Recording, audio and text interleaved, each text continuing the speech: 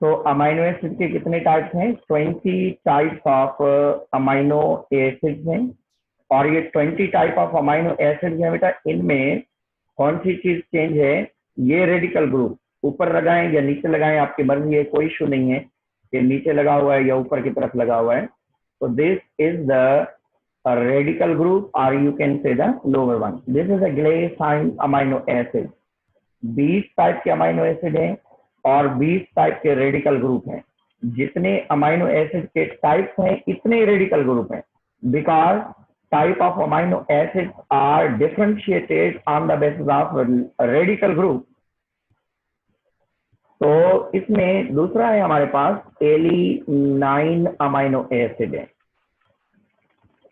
Alanine amino acid में क्या है कि कार्बन के साथ COOH और NH2 और उसके बाद ऊपर लगाएं या नीचे की तरफ लगाएं, कोई इशू नहीं है। तो CH3 ये रेडिकल ग्रुप है और ये हाइड्रोजन, तो ये CH3 रेडिकल ग्रुप है। इसमें कौन सा रेडिकल ग्रुप है? Hydrogen is the radical group.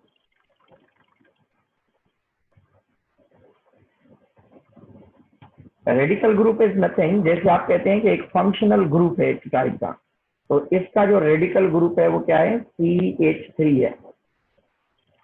और एक और अमाइनो एसिड भी हमारे पास है ग्लेसाइन के बाद एलेनाइन, और दूसरा है बेटा सेराइन।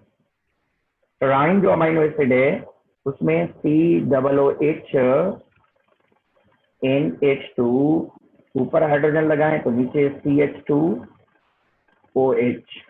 कहते हैं। CH2OH ये जो है हमारे पास अवेलेबल है। दोबारा देख लें, सेराइन अमाइनो एसिड जो है इसमें जो रेडिकल ग्रुप है हमारे पास CH2OH जो है, this is the radical group. 20 type के अमाइनो एसिड हैं और 20 टाइप्स ऑफ रेडिकल ग्रुप हैं। 20 टाइप के अमाइनो एसिड, 20 टाइप के रेडिकल ग्रुप हैं। और ये अमाइनो एसिड जो हैं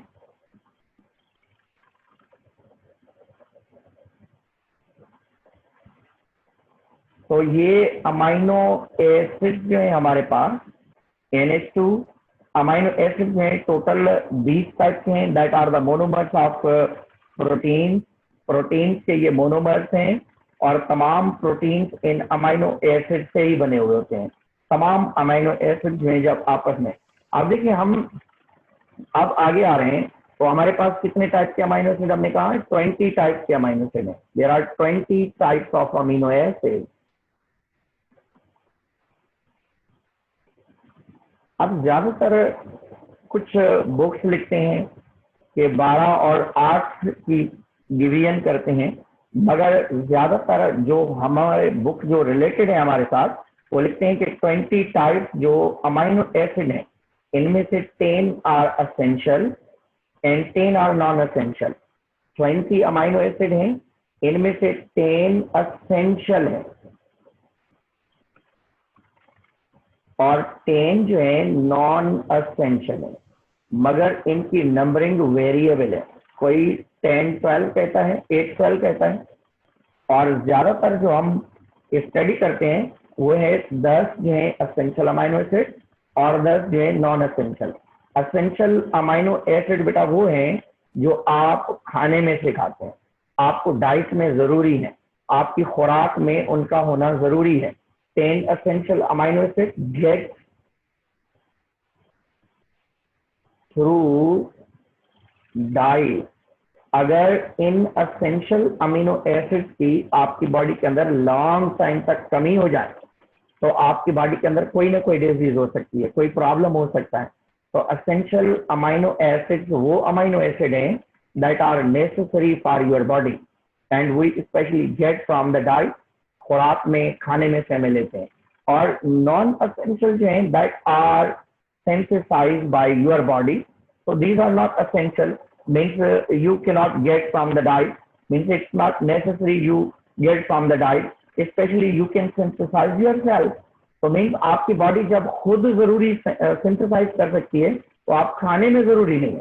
एसेंशियल और नॉन एसेंशियल का इस जगह पे मतलब ये है कि वो चीज जो आप खाने में से लें आपके लिए जरूरी हो, आपको जरूरी उसको पूरा करना है, तो वो एसेंशियल कहलाएगा। नॉन एसेंशियल का मतलब क्या है कि ये सिंथेसाइज होते हैं हमारी बॉडी के अंदर, सिंथेसाइज्ड बाय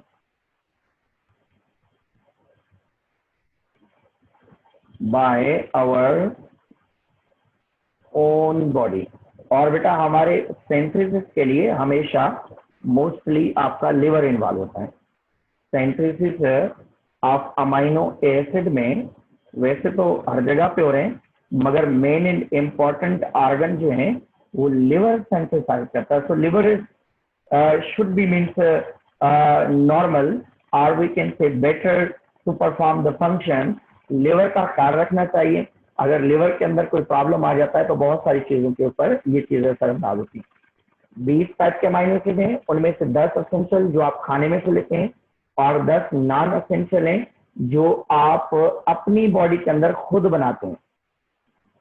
बेटा जो अमाइनो एसिड्स हैं इनको ज्यादातर हम INE से शो करते हैं, ज्यादातर सारे अमाइनो एसिड नहीं, मगर ऑलमोस्ट जो अब हम इनका जो सफिक्स यूज होता है वो INE शो होता है। जैसे मैंने अभी लिखा ग्लेसाइन, सेराइन, मेथियोनाइन, तो मीन्स ज्यादातर मीन्स अब अगर कोई भी अमाइनो एसिड डिस्कवर होगा तो उसके लास्ट में INE लगाना जरूरी है, मगर सब अमाइनो एसिड जो है उनके लास्ट में INE नहीं लगा हुआ। जैसे ग्लूटामिक एसिड है,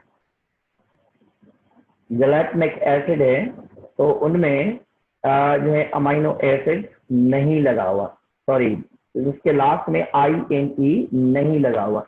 तो ये जरूरी नहीं है कि तमाम अमाइनो एसिड जो हैं उनकी लास्ट में INE लगा हुआ हो, मगर जिसमें भी INE लगा हुआ होता है that show the amino acid. तो अमाइनो एसिड के लिए हम सफिक्स यूज करते हैं, वो है INE, लास्ट में INE शो किया जाता है। अब इस अमाइनो एसिड को अगर हम डिस्कस करें तो अमाइनो एसिड बेटा दूसरे अमाइनो एसिड के साथ बॉन्डिंग बनाता है। एक अमाइनो एसिड दूसरे अमाइनो एसिड के साथ बॉन्ड बनाता है। फॉर एग्जाम्पल देखिए हमारे पास एक अमाइनो एसिड है, अब देखते जाएं, COOH है ये, और दूसरा बेटा NH2, और ये हाइड्रोजन और ये रेडिकल ग्रुप। और दूसरा अमाइनो एसिड भी हम बना लेते हैं COOH NH2, और ये हाइड्रोजन और ये हो गया radical. These are the model. ये दो amino acid as a model हमने बनाए हैं। अब इन दोनों अमाइनो एसिड को हमें जोड़ना है क्योंकि ये मोनोमर्स हैं। इनको आप नाम देते हैं कि these are the amino acids are the monomers. हमने पहले भी पढ़ा है कि ये मोनोमर्स हैं, ये भी एक क्या है मोनोमर है। तो हमारे पास दो मोनोमर्स ऑफ अमाइनो एसिड हमारे पास अवेलेबल है, और ये भी बेटा क्या है, दिस इज अ मोनोमर, और ये भी अमाइनो एसिड का मोनोमर है।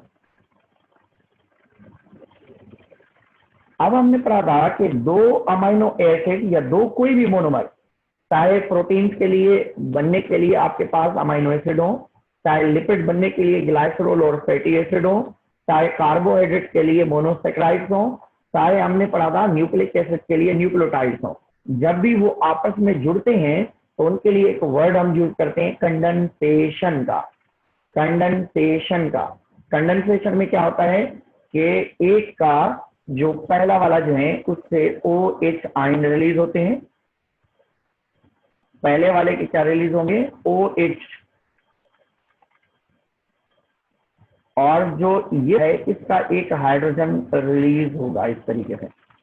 अब ये दोनों प्लस करें तो जब इनको हम आपस में मिलाते हैं तो it form the water molecule. अब इसकी एक वैलेंसी फ्री हो गई और इसकी भी एक वैलेंसी फ्री हो गई, दोनों की क्या हो गई वैलेंसी फ्री हो गई। मीन इसके पास भी एक वैलेंसी फ्री है। अब ये बॉन्डिंग बनाएंगे, किसके बीच में हम बॉन्ड बनाएंगे, इनके बीच में। तो मीन्स हमेशा याद रखें कि एक अमाइनो एसिड जब दूसरे अमाइनो एसिड के साथ मिलता है तो एक अमाइनो एसिड का जो है carboxylic group OH ion release करता है और दूसरे अमाइनो एसिड का अमाइन ग्रुप हाइड्रोजन रिलीज करता है। कार्बोक्सिलिक ग्रुप OH आयन और अमाइन ग्रुप हाइड्रोजन आयन। अब ये कार्बोक्सिलिक और हाइड्रोजन आयन जब आपस में मिलेंगे तो it will form the water. अब इसमें से क्या बन जाएगा, वाटर बन जाएगा। अब इस नाइट्रोजन की एक वैलेंसी फ्री हो गई क्योंकि नाइट्रोजन फिफ्थ ग्रुप का एलिमेंट है, तो इस वजह से उसने हाइड्रोजन 2 पकड़े हुए थे। अब एक कार्बन के साथ इसकी कॉम्बिनेशन थी और इस तरह में। अब इस जगह पे हम आए तो इस जगह पे क्या है कि आप बॉन्डिंग देख लें, ये कार्बन है हमारे पास, ये भी कार्बन है। कार्बोक्सिलिक ग्रुप में क्या है, COOH एक साथ लगा हुआ है और इसका जो एक ऑक्सीजन है वो अलग लगा हुआ है। और इस तरीके से ये NH2 है और इस तरफ ये रेडिकल ग्रुप है, ये हाइड्रोजन हो गया। अब दूसरा अमाइनो एसिड अगर हम बनाएं तो COOH सेम तरीके से ये हम नाइट्रोजन लगा रहे हैं, नाइट्रोजन के साथ 2 हाइड्रोजन अलग लगे हुए हैं बेटा और इस जगह पे ये फॉर एग्जाम्पल रेडिकल ग्रुप और ये हो गया हाइड्रोजन। अब इसको हम देखते हैं कि ये इसका एक कंप्लीट स्ट्रक्चर रिमूव हो रहा है और इसका ये स्ट्रक्चर कंप्लीट रिमूव हो रहा है। तो इस तरफ भी लगा सकते हैं। ये दोनों चीजें जब रिमूव हो रही हैं तो इन दोनों की कॉम्बिनेशन से क्या बन रहा है, वाटर बन रहा है। अब इस जगह पे हम देखें तो इस जगह पे क्या हो रहा है, इसका एक हाइड्रोजन रिमूव हो रहा है तो एक इलेक्ट्रॉन फ्री हो रहा है और इसका भी एक इलेक्ट्रॉन फ्री हो रहा है। अब कंडीशन क्या होगी बेटा, ये कार्बन जो फ्री हुआ है अब ये इस नाइट्रोजन के साथ बॉन्ड बनाएगा। तो मीन्स इस जगह पे जो दिखने में हमें लग रहा होता है, बच्चे इस जगह पे कह रहे होते हैं कि इस ऑक्सीजन के साथ बॉन्डिंग हो रही है, तो ये ऑक्सीजन के साथ बॉन्डिंग नहीं है क्योंकि oxygen is attached with the carbon bye double bond. अब क्या हो गया कि अब ये दोनों चीजें, ये हाइड्रोजन और ये OH, अब दोनों मिलकर क्या बनाएंगे, वाटर बनाएंगे। अब इस प्रोसेस को हम नाम देंगे कि ये कंडेंसेशन हुआ है। अब ये जो बॉन्ड बना है this is known as peptide bond. क्या कहेंगे इसको हम, पेप्टाइड बॉन्ड। पेप्टाइड बॉन्ड हम किस चीज को कहते हैं, a bond that form in between the carbon and nitrogen. या हम कहते हैं कि ऐसा बॉन्ड जो एक अमाइनो एसिड के कार्बोक्सिलिक ग्रुप और दूसरे अमाइनो एसिड के अमाइन ग्रुप के साथ बने, या 2 डिफरेंट अमाइनो एसिड या 2 जो है अमाइनो एसिड आपस में बॉन्ड बनाए, तो ऐसी बॉन्डिंग को हम नाम देते हैं कि ये पेप्टाइड बॉन्ड है। तो पेप्टाइड बॉन्ड के लिए आप कह सकते हैं, पेप्टाइड बॉन्ड क्या होता है बेटा, पेप्टाइड बॉन्ड हम कहते हैं bond form in between carboxylic group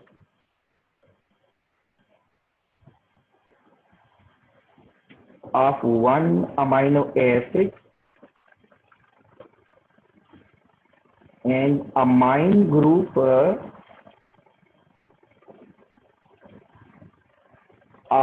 other amino acid। एक अमाइनो एसिड का कार्बोक्सिलिक ग्रुप और दूसरे अमाइनो एसिड का अमाइन ग्रुप। कार्बोक्सिलिक और अमाइन ग्रुप जब आपस में मिले तो उनमें से जो बॉन्ड बनता है उसको हम पेप्टाइड बॉन्ड कहते हैं। पेप्टाइड बॉन्ड के लिए कहा जाता है कि bond form in between carbon and nitrogen बनेगा बेटा। ये कार्बन और नाइट्रोजन के बीच में ये बॉन्ड बनेगा।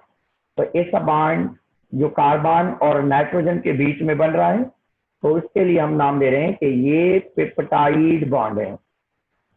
तो इस जगह पे आप देख लें, इस जगह पे आप बिल्कुल इसको क्लियरली समझ सकते हैं कि इसका ये जो है OH रिलीज हो गया, इसका हाइड्रोजन रिलीज हो गया, इसकी एक वैलेंसी फ्री हो गई नाइट्रोजन की और इस कार्बन की एक वैलेंसी फ्री हो गई। तो ये आपस में बॉन्ड बना रहे हैं कार्बन और नाइट्रोजन के बीच में। तो ऐसी कंडीशन जब कार्बन और नाइट्रोजन आपस में बॉन्डिंग बनाएं तो इसके लिए हम नाम देते हैं कि ये पेप्टाइड बॉन्ड है। अब पेप्टाइड बॉन्ड बहुत सारे बनते हैं। क्या बनते हैं बेटा? बहुत सारे पेप्टाइड बॉन्ड बनते हैं। कैसे बनते हैं? फॉर एग्जाम्पल हम एक दो बना लेते हैं इस जगह पे। COOH, ये हो गया NH2, ये रेडिकल और ये हाइड्रोजन। इस जगह पे एक और अमाइनो एसिड को लिखते हैं,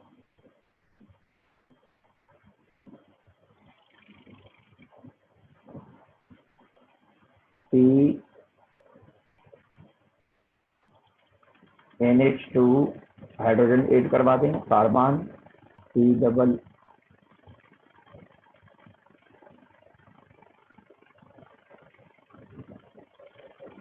ये कार्बन है, इसके साथ ये ऑक्सीजन और ये हाइड्रोजन और ये रेडिकल ग्रुप।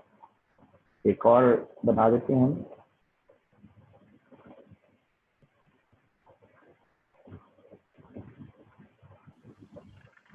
कार्बन है, COOH इस जगह पे कर दें और इस जगह पे हाइड्रोजन और ये कर दें, ये हाइड्रोजन और ये रेडिकल।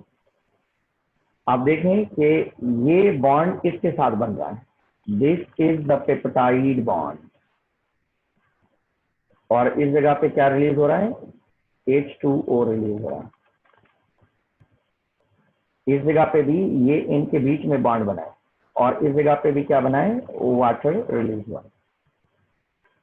तो एक को हम बॉन्ड पेप्टाइड कहें क्योंकि अमाइनो एसिड एक लीस्ट 100 अमाइनो एसिड के बने होते हैं। एक लीस्ट 44 अमाइनो एसिड जो होते हैं, राउंड अबाउट 100 अमाइनो एसिड का होना जरूरी है। तो अमाइनो एसिड में एक पेप्टाइड बॉन्ड ये बना, दूसरा ये बना, तीसरा आगे बना, चौथा बना, पांचवा बना, इसी तरीके से बनते गए।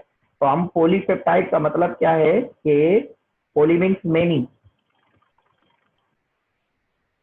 पेप्टाइड का मतलब क्या है इस जगह पे यू नो वेरी वेल कि कार्बन और नाइट्रोजन के बीच में बॉन्ड बने in between the carboxylic group of one amino acid and amine group of other amino acid. और इसी तरीके से many amino acid bonded together by peptide bond, और उसके लिए आप कह सकते हैं कि वो पॉलीपेप्टाइड कंडीशन। तो एक अमाइनो एसिड दूसरे के साथ अटैच होगा, दूसरा तीसरे के साथ अटैच होगा, तीसरा चौथे के साथ अटैच होगा, और ये तो इसी तरीके से ये अटैचमेंट में एक दूसरे के साथ कनेक्टेड होती हैं। क्लियर हो गया? अब टाइम ओवर हो गया है। कल इंशाल्लाह हम इसके टाइप्स पढ़ेंगे। अगर आपको कोई भी कंफ्यूजन है तो मैं इसको अपलोड कर रहा हूँ, यूट्यूब पे अपलोड कर रहा हूँ उसको, और वहां पे आप कमेंट करके आप पूछ सकते हैं कि सर ये क्वेश्चन है, हमें ये चीज समझ में नहीं आई, तो I will give you answer over there. Net problem हो रहा है, आपके पास भी हो रहा है, मेरे पास भी हो रहा है, सबके पास हो रहा है।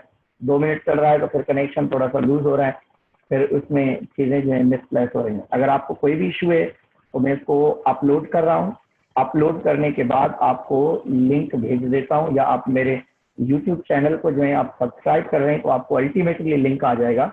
आपको लिंक लेने की जरूरत नहीं है, ढूंढने की जरूरत नहीं है। वहां पे एक लेक्चर नहीं है मेरा, round about 300 lectures are available there, और आपकी पूरी फर्स्ट ईयर के लेक्चर्स अवेलेबल हैं। लास्ट 4 से 5 चैप्टर जो आपके हैं बिल्कुल इंपॉर्टेंट है, उन सबके लेक्चर्स अवेलेबल है वहां पे। तो फर्स्ट वाले भी हम कंटिन्यू कर जाएंगे। सर जी बेटा। सर आपके यूट्यूब चैनल का नेम क्या है? रफीक सिपाही लेक्चर्स एंड एक्सपीरियंस।